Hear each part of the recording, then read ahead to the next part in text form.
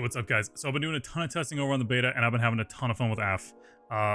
We look great in the War Within, and Affliction is a ton of fun. So I'm making a quick start guide for people who are maybe just coming back to Affliction, maybe picking it up for the first time, or maybe haven't done anything with the beta and have no idea what's going on. But I want to try and just make this a more condensed version of what I would normally make, kind of just get you started, because a lot of things are probably going to change going into War Within Season 1, or at the very least, we'll have a lot more information going into War Within Season 1. I know Sims are still kind of in a weird spot, and just from all the testing I've been doing, there's been so many changes happening on like a weekly basis that right now I'm going to try and make what I think is working for me on the beta, and what I'm going to do as I'm just, leveling throughout when the game actually launches. And then, like I said, I'll do a more in-depth guide as we go into Season 1 and get a little bit closer to that. So in this guide, I'm going to try and just cover a bunch of that stuff. But, and as always, if you have any more questions, you can come by the stream, join the Discord, all that good stuff. So let's jump right into it.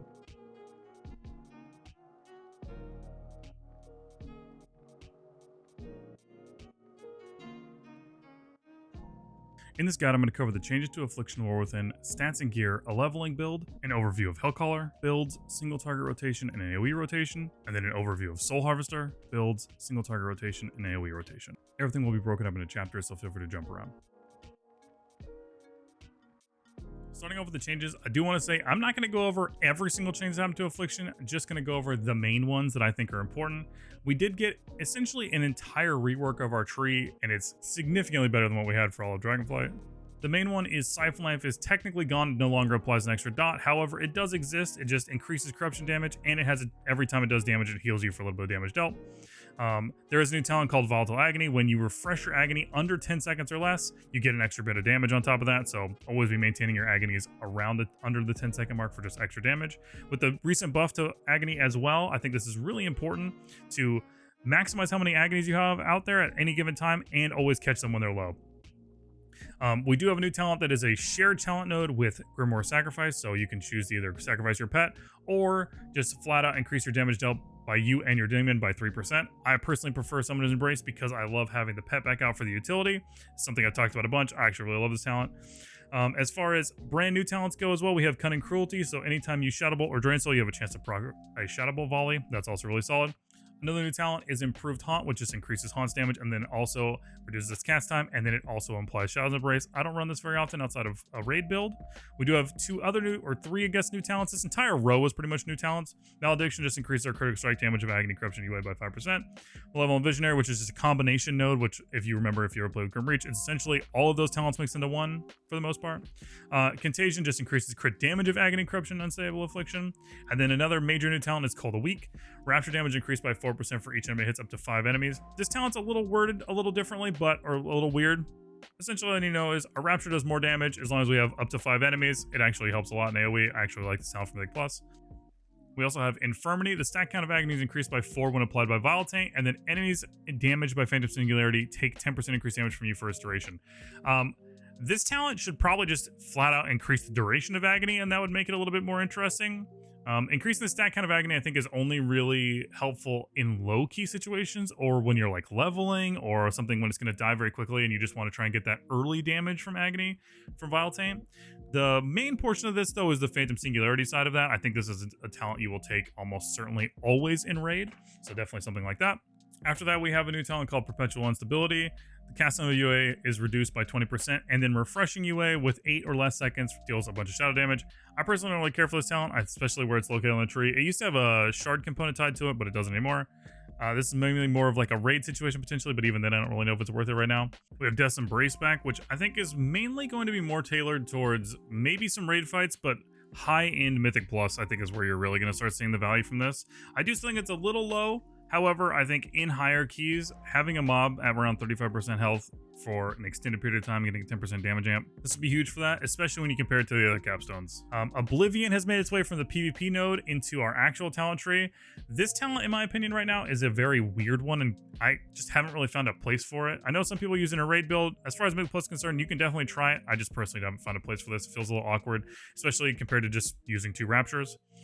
Relinquish is also a new talent. Agony has a 1.1 times the normal chance to generate Soul Shard. Essentially, I think this equates to around a 10% increased chance to generate Visonary Soul Shard off of Agonies.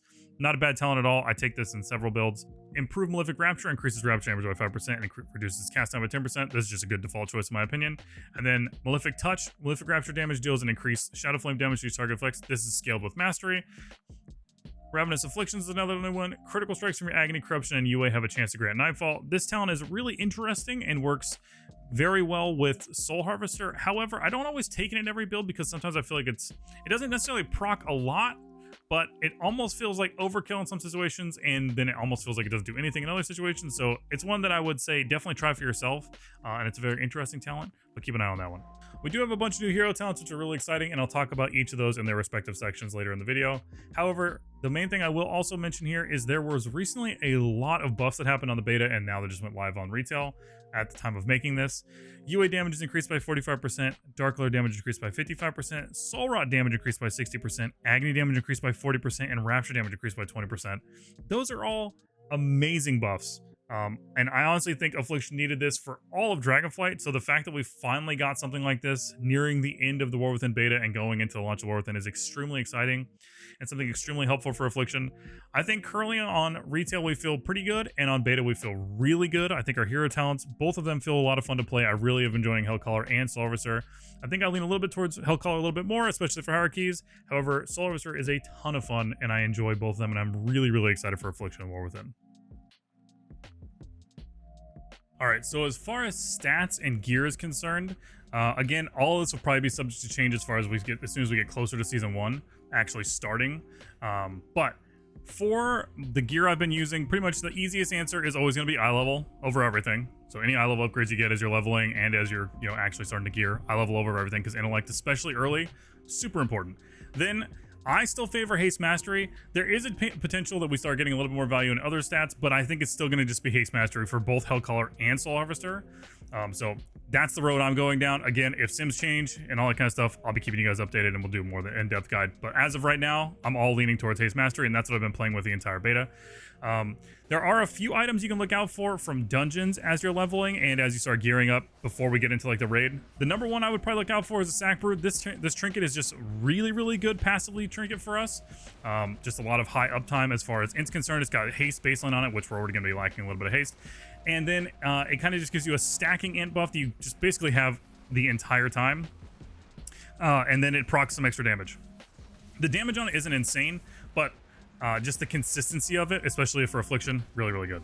As far as other trinkets go from dungeons, there's a few. There's like an on-use one from Stone Vault. I personally don't really care for this, but it's an extra trinket. It gives us some mastery. It gives us some int. It has a big heavy hit, kind of like a beacon or any of those other ones that we've had throughout the entire season, Belarus and stuff like that. I personally don't care for this trinket, but it's not a bad trinket. Like if you get this, got 2-minute cooldown, lines up to all of our stuff, totally fine. There's also a pretty decent passive trinket from Grimbatol. I have not gotten to test this trinket as far as the beta is concerned, so I don't really know how well it feels. It seems pretty decent though, like it's until you get the one from Sack Brood. It might even be one of our better ones because it does another stacking thing. So I haven't gotten to play with it, but it's also a pretty solid trinket to keep an eye out for. That's more when we get into Mythic Plus though, because this dungeon won't be available, right? So as we're leveling and going through dungeons, the number one though I'm looking for, Arakara, Sack Brood, really, really solid. This one's okay as well. You can kind of either just let it hit the targets or you can get some more mastery. Again, either one of those trinkets is totally fine. City of Threads doesn't really have anything for us.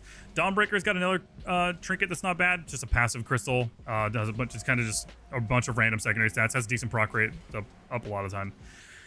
Miss, obviously, when we get into Mythic Plus, has a Changeling. Changeling's okay. I think a lot of the other ones are better. There are some trinkets that I think might be from Delves. I don't have 100% confirmation on exactly where all these trinkets are from, but I'm pretty sure the Candlestick might be from a Delve. So if you're starting to do Delves, keep an eye out for Candlestick. I think this trinket is one of our best trinkets for Hellcaller.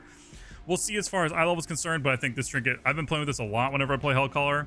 It just has a huge amount of haste as soon as we pop it. It feels good, especially in lined up with Malevolence. As far as raid trinkets and stuff go, Spymaster is my favorite, but again, I'm not really talking about raid trinkets, but that's my current favorite as far as raid trinkets are concerned. There's a Imperfect Ascendancy Serum. I probably butchered the shit out of that.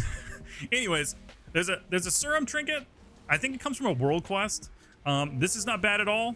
It's a 2-minute cooldown, lines up with all of our cooldowns. So if you see this on the world quest, definitely pick this up. This is a great 2-minute cooldown for us until we can get some better trinkets, especially as you're leveling and things like that. Keep an eye out for that. Personally, though, for crafted items, which I think we won't be making for a little while, and again, this is more just to be a quick start thing, There is these Woven Dusk or Woven Dawn. It's tailoring embellishment, and so with the Woven Dawn it gives us a bunch of mastery, and then with the Woven Dusk it gives us a bunch of haste. They lowered the haste and mastery values. This used to be 12,000, it's now 2,600. I still think these are pretty decent, but as far as embellishments go, we'll see when Sims come out, but just something to be aware of. So for a quick recap on that, it's eye level over everything, haste mastery, and then for trinkets, keep an eye out for Sack Brood from Arakara, the Candlestick, which is either from World Quest or maybe Delves, the Ascendancy Serum, which I'm pretty sure is also from World Quest, and then the Crystal from Dawnbreaker is also solid. As for raid items, keep an eye out for the Spy Master's Web Trinket, it's really solid. There's also a rare cloak called Wings of Shattered Sorrow that has a pretty nice defensive tide to it. Definitely keep an eye out for that. And then for crafted items, I personally have been using Woven Dusk or Dawn. That's probably what I'm going to be crafting first. There's also a ring called the Binding of Binding. That's pretty nice if you have a duo or a coordinated group. Either way, I'll be making a full update about all this stuff in a more depth guide later in Season 1. Before I go over all the class talents and the different talents for Hellcaller and Soul Harvester, if you just want a leveling build, I'm going to be leveling as Hellcaller, and that's what I suggest. Link will be in the description below. I'm mainly just setting this up for consistency, so you can kind of just pull things as you need. It's got level Visionary for a little bit more single target damage if you want that. You can also drop that for Death's Embrace if you're more doing things like that, but this should work for dungeons as you're leveling or just pulling a bunch of mobs. Hellcaller, I think it's just going to be a lot easier to just pull a bunch of things in an area and do your quests. Briefly going over our class talents before we jump into the hero talents, I do want to mention we did get a few things moved around, and in my opinion there's essentially one point that we're missing that we would normally have, and that point I currently have in our new talent that is giving us a faster soulstone and faster healthstones. Normally that talent would be like in Demonic Fortitude, and you can still put it there if you don't feel like you need the fast soulstones or the fast healthstones. I personally like the fast soulstone just because if you're the only person that's B-resing, this really helps in that situation, and the talent that I'm willing to give up for that is the 5% max health. Granted, it's not a great thing, but that's what I'm giving up for it. Mainly because I don't want to give up the Demonic Hellstones or Soulburn. One of our new talents, Demonic Hellstones, essentially allows us to use our Hellstone every minute instead of we can only use it once in combat. This is insane. Super good, especially when paired with Soulburn. If you Soulburn your Hellstone every minute, that is a huge heal, and then an additional max health on top of that, which that's just a very strong defensive for us on a 1 minute cooldown, and you should use that very wisely. Just in my opinion, you should always be prepared to Soulburn Hellstone if you need to. So that's the only thing I would really say that changed a whole lot as far as our class talents are concerned. There was a few things moved around and a few things adjusted and a few things added. That's pretty much it. Again, we're kind of one talent point short, but this is the main build that I've been playing as far as keys are concerned. Obviously, if you're doing raid, you can move some things around if you don't need it. Obviously, Amp Curse is really great. Again, every other point is kind of set in stone other than that one. I wish that they would maybe adjust these 2-point nodes to give us a little bit more flex, but as of right now, this is kind of the class talent I've been running, and then again, if you don't need that, just drop it and put it in here. Briefly going over the Hellcaller talents themselves, obviously we have the main component of Hellcaller, which is Wither, which replaces Corruption. This is a huge dot now and is usually tied with or does a little bit more damage than overall with Malefic Rapture, which kind of briefly going over this is just for all talents. And I'll mention this both in the Soul Harvester talent section as well. Seed is no longer a spender for us. It is only purpose is to apply Corruption or Wither. That's all you use Seed for. So you can see this is overall an attend Siege of Brawls that we did. Wither is almost tied with Malefic Rapture and the entire key. Wither is a huge dot now. If you more prefer the dot playstyle, Hellcaller is going to be the one for you. Obviously, both of them have dots, but Wither and Hellcaller are much more dot-centric.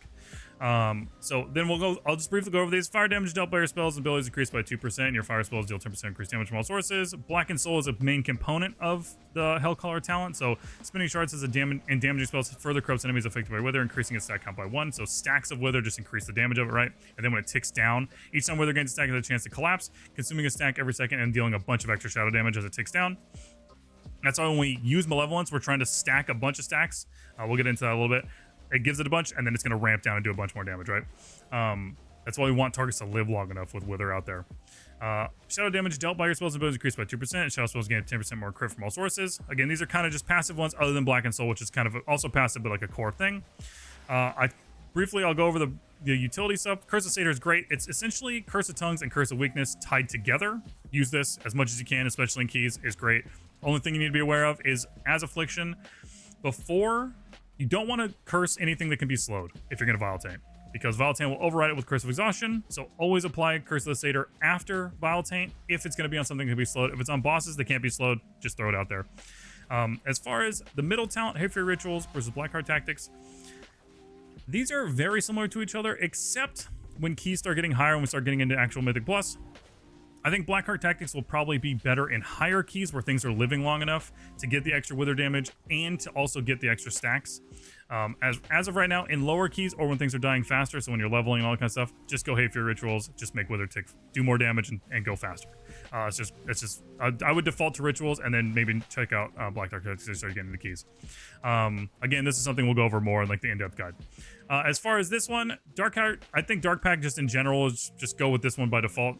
Whenever you use Dark Pact, just heal a bunch. This actually heals for a lot. The other one I don't really care for. You sacrifice health. I don't really like it, to be honest with you. Sacrifice 10% of your max health. Soul Leech now to absorb additional 50% max health. This might be okay, but as of right now, I've just been defaulting to this. Marcus Avius, Agony increased by 20%. Black and Soul deals 2% increased damage per stack of Wither. Again, just synergizing with the other ones. After Wither reaches 8 stacks, or when it hosts reaches 20%, Wither deals extra shadow damage to its host every 1 second until 1 stack remains. When Black and Soul deals damage, you have a chance to gain Crescendo. So this is the thing that procs extra Crescendos, and I think it's one of the reasons that makes Hellcaller feel a little bit more fun to play, because sometimes you can't always be casting Shadow Bolts or Drains, and this is another way of trying to gain Crescendos, right? So if you're in a big pull and you might have to move, or you're in a boss fight and you might have to move, this is just giving you extra chances to generate Crescendos. This was generating a lot, and now it generates, I would say, a pretty decent amount of Crescendos while we're playing Hellcaller, as opposed to Soul Harvester. Critical strike damage by Wither increased by 10%, and Wither has a chance to gain a stack when it critically strikes. Stacks gained this way do not activate Black and Soul. So this is just an extra chance to get more stacks, which eventually will lead into Black and Soul, right? And then the main component of Hellcaller is Malevolence. So every 1 minute, you pop this, and you get, it does all your Withers do a bunch of damage, so you always want to make sure you have Wither out there at all times, especially if you're going to pop Malevolence. It's actually really, really important. Like, having Wither out there is #1 priority, right? It increases all of their stacks by 6, and then while they're all corrupted, you get 8% haste, and then spinning Soul Shards grants 1 additional stack of Wither.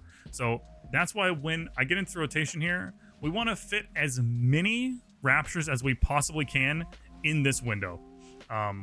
And we'll be proccing Crescendos and all that kind of stuff. So as many Raptures as you can fit in that window to stack as many stacks as you can. So you'll be doing your Rapture damage, and you're increasing all your Wither damage, and then when all those tick down after that kind of ends, you'll be doing even more damage, right? So that's kind of the core gameplay of Hellcaller, is keeping Wither out there. Obviously with Absolute Corruption, I'm playing Siphon right now just because we're doing testing, or just doing target dummy stuff, but I normally would play Absolute Corruption.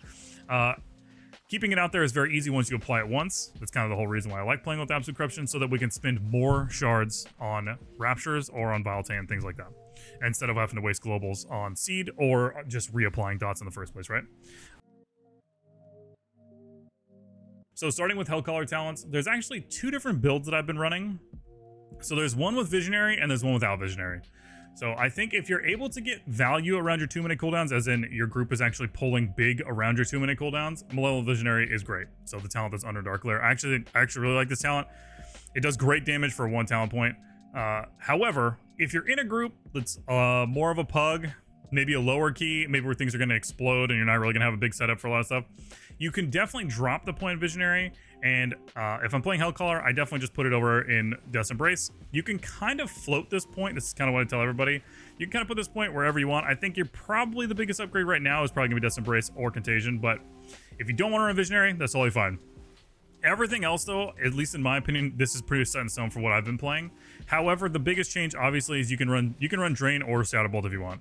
I have been enjoying running Shadow Bolt, but there's really nothing wrong with running Drain at all. It's a little bit more awkward to weave in between when you're doing your setup. Sometimes you're just flooded with Nightfall procs. So I've just been preferring Shadow Bolt. I definitely encourage you to try both of them and see which one you prefer. I don't think there's anything wrong with running either or, and especially if you're struggling with shards or you feel like you're really having trouble with shards, just in general, just run Drain and just snipe shards with that. The main thing I will say as a little tip for that, no matter you're playing Soul Harvester or Hellcaller, I move my UA around in the same way that I kind of would snipe shards. So if a mob's getting ready to die, I'll just cast my UA on that mob and get a free shard off that, right? If I'm really hurting for shards. So that's always a little tip you can do for that kind of thing. Other than that, this is the main Hellcaller build I've been running in keys.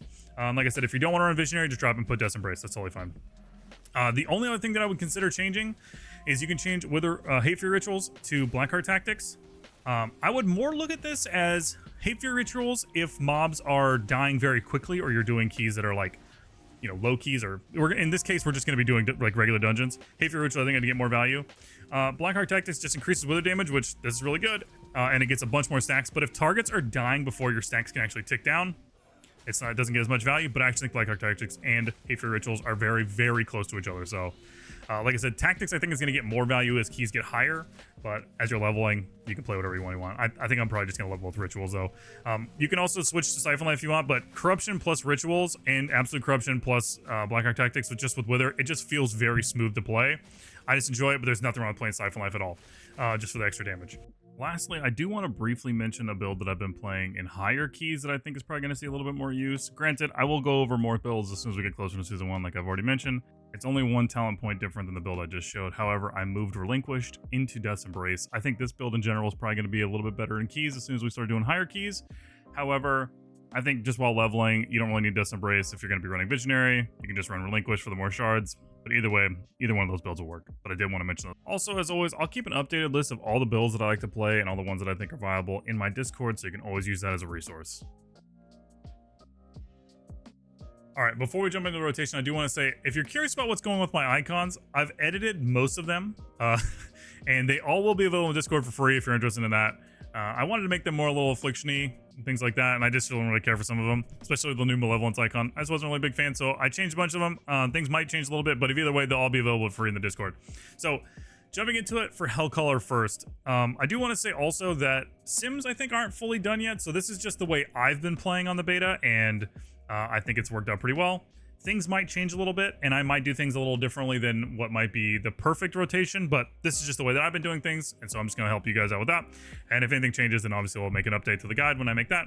I do know I do one thing that's a little different that I've had people or seen people comment on before. I like to apply Agony before I do a full setup, even if I'm going to do Vile Taint, solely because when I usually use my first two Shadow Bolts or when I'm draining, I want to try and proc crescendos off of that instead of just wasting the chance to proc crescendos. So when I'm going into it, I'm going to do Haunt, then UA, and then I'm going to cast an Agony and Corruption, or in this case Wither. You can do Agony, Wither first, and then I want to do two Shadow Bolts to get my two stacks, and then I'm immediately going to Vile Taint, Soul Rot, Trinket, Malevolence, Dark Glare, right? And then I'm just immediately dumping as many shards as I can, and then catching Nightfalls as they're about to fall. So that Nightfall's about to fall, trying to weave in as many shards as I can in this Malevolence window because I'm trying to stack my Wither stacks as high as I can. Then I'm weaving in Shadow Bolts to try and proc more crescendos. We'll also just passively proc crescendos with one of our talents that we can talk about after this. And then I'm just catching any Nightfalls, any crescendos, and then I'm reapplying my dots. So I caught the UA there. I don't have to worry about Wither. It's Absolute Corruption. Cast that, and then as Vile Taint comes back up, should Vile Taint on cooldown, even in single target, because it gives us an extra dot. Try not to dump a bunch of shards in here, but never overcap on shards, especially in single target or AoE. So catch all your dots, and then maintain Shadow's Embrace and weave in Shadow Bolts as much as you can. Try not to overspend, like I just spent a Rapture shard there. There's no need for me to spend that there, right? All right, so for the Hellcaller AoE rotation, luckily not a whole lot changes now that Seed isn't really part of our main rotation as far as a spender is concerned. Seed's only role is to apply Wither or Corruption. So if you're playing Absolute Corruption, you only really need to do it one time, right? If you're playing Siphon Life, you might have to do it a couple times in a AoE pull, but essentially only use Seed to apply Wither or Corruption. Don't use it as a spender. So like I mentioned in my previous guides, my favorite thing to do when going into an AoE pull is always pick my priority mob. Let's just say, you know, in a big pack, there's one that has way more health or one that I might need to be focusing my kicks on. I'm going to set that as my focus target as we go into that pull. And that's going to be where I'm just going to branch everything out from. So I'm going to open with Seed so that I get Wither on everything. So as the tank is maybe gathering, I'm Seed, then Haunt, UA, Vile Taint, and then Trinket, Malevolence, Dark Glare, send that Nightfall to get the Shadow's Embrace on the main target. And then I'm just weaving in Raptures, and I'm sending in my Nightfall procs as I get them, and I'm filling with Shadow Bolts if I ever need to. And then as I'm doing that, I'm catching any dots that I need to and filling with Shadow Bolts. So when our Agonies get below 10 stacks, I want to catch my Agonies solely because we get Volatile Agony damage, right? Which is when under 10 seconds, we get extra bonus damage for catching it. So I would normally be playing Absolute Corruption. Don't let those Withers fall if you're playing Siphon Life. And then just catch all of your stuff in between that. That's kind of the main thing. Vile Taint came off cooldown. Keep it tied with Soul Rot just like you would in single target so that you have them very, very close to each other, around 30 seconds, right? And then you're just filling in with more of those and keep that going. So obviously keep your Withers out there. I didn't catch them because I'm just talking about that.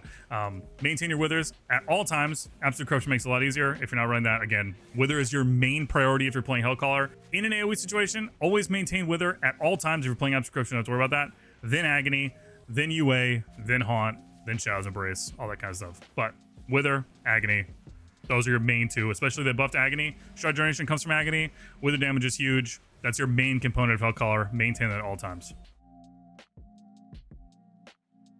Briefly going over the Soul Harvester actual talents. I just want to go over them real quick, similar to the way I did with Hellcaller. So the main core is Demonic Soul. A demonic entity now inhabits your soul, allowing you to detect Soul Shard and Succulent Soul Shards. Succulent Soul Shards are our main component of this. A Succulent Soul empowers your next Malefic Rapture, increasing damage by 20%, and then unleashing your Demonic Soul, dealing additional Shadow damage over. The main part of it, though, is the Rapture damage. Obviously, Demonic Soul does extra damage, but that's the main thing, right? Shadow Bolt and Drain Soul damage increased by 20%. Nightfall increases the damage of the next Shadow Bolt and Drain Soul by an additional 50%. That's kind of what I was talking about earlier when I was talking about Withering Bolt doing even more damage. Because Nightfall is empowering those already, we're just going for even more on that, right? Then your next one, Soul Anthema. Unleashing your demonic soul bestows a fiendish entity upon the soul target, dealing a bunch of shadow damage. And then this effect is reapplied, similar to think of it. If you've ever played Shadow, think of it like Devouring Plague. So you want to like refresh this whenever you can to try and maintain and stack that dot, right? Editor Arson here again. I know it's Soul Anathema, but I will continue to mispronounce this probably for the entire expansion. I don't know if I have any.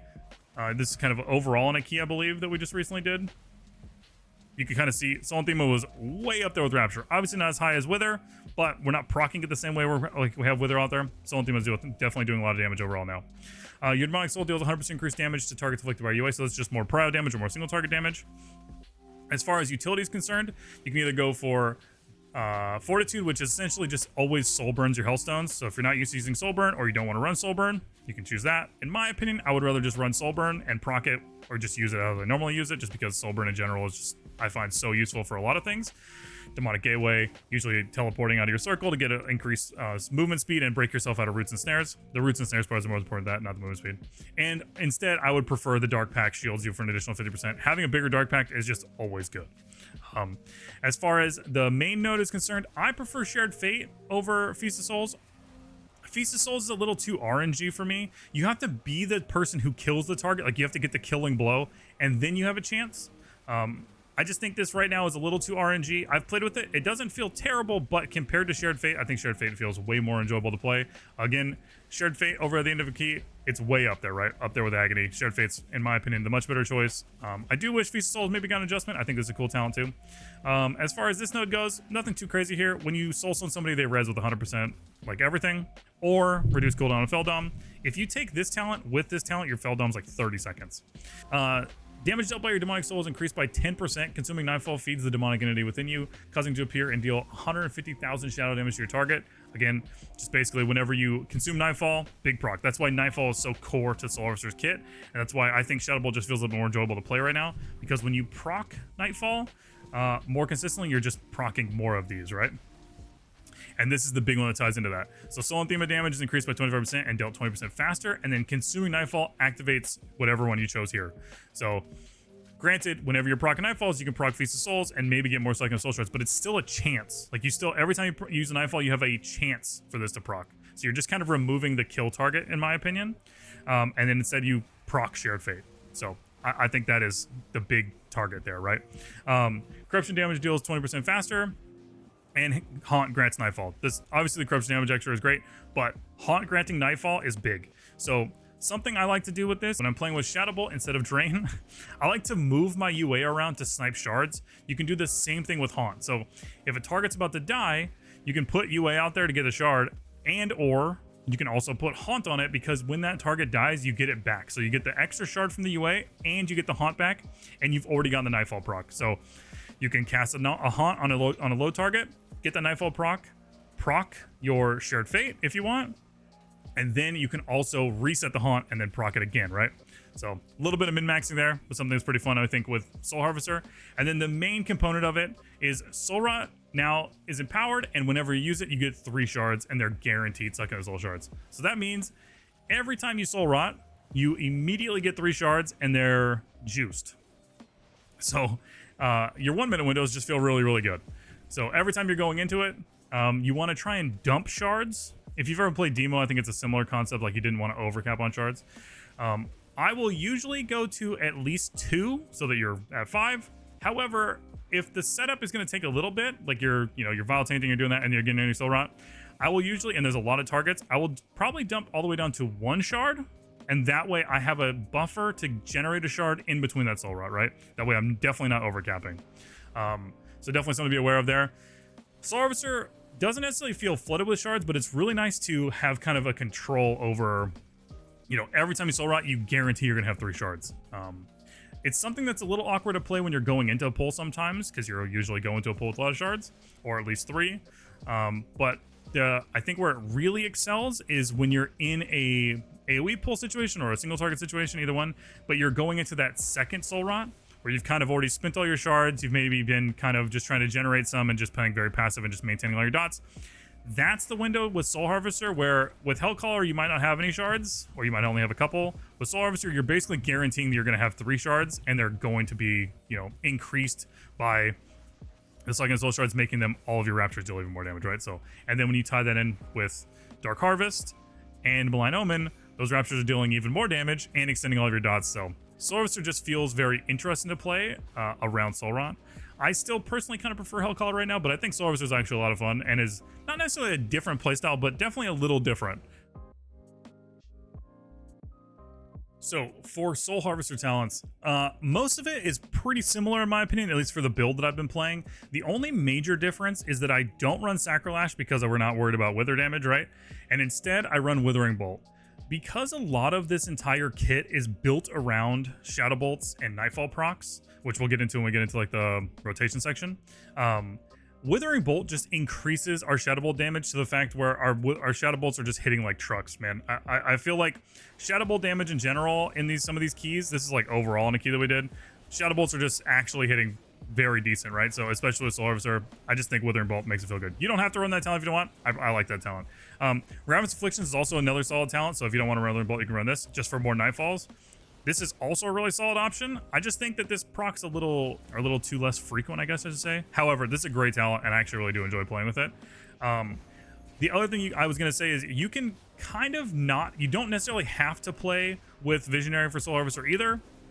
The other build I have for Soul Harvester that doesn't run Visionary, just runs 1 point Contagion. I think it feels a little clunky to not have Visionary with Soul Harvester, just because, at least with pathing wise, but that's solely an option if you don't want to run Visionary. Similar to what I mentioned in the Hellcaller section, you can absolutely run Drain with this. There's nothing wrong with that at all. Drain gets affected the same way Shadow Bolt does. I just think that sometimes it's so much easier in rotation to just have your instant cast Shadow Bolts while you're weaving those things in there. Drain Soul is probably a little bit more damage, especially once we find out, with Sims and all that kind of stuff. Drain Soul probably will do a little bit more damage, especially when you pair it in an execute phase with Death's Embrace. Just right now, at least in my opinion, when I'm in a big pull and we get a bunch of Nightfall procs, especially with Soul Harvester, you're trying to maximize getting those out there to keep your Soul and Themas up. Shadow Bolt just feels fun for me right now. But it's probably extremely possible I will be going back and forth between these two the entire expansion for Hellcaller and for Soul Harvester. So just keep that in mind. If you see me playing Shadow Bolt, you see me playing Drain, that's kind of my opinion about it. All right, so for Soul Harvester, the rotation is not too different from Hellcaller. The only major difference is you're really going to be aware of your shards whenever you're going into your Soul Rot window. So whenever you're using Soul Rot. So because Soul Rot's going to give us 3 shards, when I'm going into my opener, I'm going to do the exact same thing. I'm going to go Haunt. I'm going to go UA, Agony, Corruption. I'm going to ship this Nightfall because I have it. I'm going to do a Rapture. I'm going to do 1 Vile Taint. That's what we got. And then immediately Soul Rot, Trinket, Dark Glare. I capped on shards there, and I'm dumping Raptures. Get all these out. So we're going to start capping. We're getting a little flooded with shards, and then I'm going to ship this Nightfall before it expires. Haunts back up. I'm going to use that, get another Nightfall proc. I'm going to spin that Rapture because I'm still in my major window where I have Soul Rot Vile Taint, and then I'm just filling with Shadow Bolts and Nightfalls. And any crescendos that we got, we fill in there. And then I'm just catching dots, count that Corruption because it was falling. Usually I'd have Absolute Corruption. Catch the UA, ship that Crescendo, and then that's it. Just keep doing that synergy until Vile Taint comes back up. I'm going to ship that on cooldown. Fill a couple Raptures in there. Don't spend all of them, but because Soul Rot's coming back up, we know we're going to have some shards, so we can be a little greedy with those, right? And we're just doing that on repeat until Soul Rot comes back up, and we'll just do that all over again. So for the Soul Harvester AoE rotation, not a whole lot changes from our current rotation on live if you're familiar with that, or if you're familiar with Hellcaller. The only difference I would say is that you still need to be extremely aware of your Soul Harvest or your Soul Rot and when you're getting shards. So be very aware of your shards. And prioritizing Nightfalls is really important. It's one of the reasons why I kind of prefer playing Shadow Bolt with Soul Harvester, is because sometimes you're overwhelmed with shards and Nightfalls, and weaving in Nightfalls or missing Nightfall procs of any kind or even overcapping them, it's just a damage loss, right? So sometimes you'll be capped on shards and capped on Nightfalls, and you just can't drain fast enough because of the way it is. So I just think right now, Shadow Bolt kind of helps with that. However, with all that said, set your focus target like you normally would on your Prio Mob, and then open with Seed. Immediately go into Haunt, UA, I got a Nightfall proc, sipping that. Then Vile Taint, Soul Rot, get all of our shards, we're not capped. Trinket, Dark Glare, dump as many Raptures as I can. And then I'm just spending all of those shards I can right now in this window, and I'm catching on any Nightfall that pops up. I'm just spending Raptures. And then I'm keeping an eye out for anything I need to catch. Haunt came back up, I'm shipping that as many as I can, so I can get another Nightfall proc. Rapture, another Nightfall proc. And then I would normally be running Absolute Corruption, but I'm not, so I'm going to catch all those. And then our Agonies are getting low, so I'm going to catch those under 10 seconds, so I get my extra Volatile Agony. Catch that Raptor before it falls. Catch that Nightfall. Then you're just maintaining your dots. Nightfall proc again, Crescendo, catch UA. Vile Tank came up, it's around 30 seconds, catch that. Those are about to fall, catch those Corruptions. I have a second Soul Shard. I'd like to hold on to that if I can for a bigger window, but we have Vile Tank out there, so just send it with that. If you can hang on to those for your big window, nothing wrong with that, right? But that's pretty much it. Catch your Agonies under 10 seconds to get that extra damage. Catch your Corruptions if you're not in Absolute Corruption. Watch your shards when you're going into your Soul Rot window, and maintain and don't overcap on Nightfalls if you can. Keep them out there as much as you possibly can. There's a lot of damage coming from Nightfall procs, and it procs kind of the whole synergy of the kit like we talked about earlier, right? You can absolutely still run Drain. There's nothing wrong with that. I just find it easier to weave in Shadow Bolts with Nightfall procs because it's instant cast, right? All right, guys, that about wraps it up. Hopefully I covered everything to help you get started with Affliction and the War Within. This was meant to just be a quick start guide in case you're picking up Affliction for the first time. Maybe you played Affliction in the past, maybe you've played it in the War Within on the beta, or maybe you've played it in Dragonflight, or maybe you've never even played Warlock before. I hope that I can help you out, maybe understand what's going on. If I didn't, or you have any more questions, feel free to join the Discord, come by the Twitch. I stream Tuesday through Saturday as much as I possibly can. And I'm always down to help and answer any questions if I can. Also, you can feel free to leave a comment, all that good stuff. But I do want to say, all of this is subject to change. I kind of tried to wait as much as I could to make this, to try and find as much of this as I could, and try and get as much help as I could to figure all this stuff out. And I've been doing a ton of beta keys every single day. If you've been by the stream, you already know that. But at the end of the day, this is all stuff that I just kind of found, or maybe I had some help with chat, or, you know, from the Warlock Discord. Also, some people from there are great. Definitely check that place out. But again, this is all subject to change. Sims aren't done. All that stuff is going to happen. I will be making a full in-depth guide, and if you're interested in Affliction stuff, be sure to subscribe, because that is my main thing that I do. You might see some other Warlock content, but Affliction content is my #1 thing that I do, and it's the #1 thing that I care about. It's my favorite spec to play, and it's just what I enjoy, man. And I think Affliction's looking great this expansion. I think it's gonna be a lot of fun. So if you're interested in any of that, be sure to come by and hang out. I'd really appreciate it. Thank you so much for watching. I hope it helped, and I'll see you guys in the next one.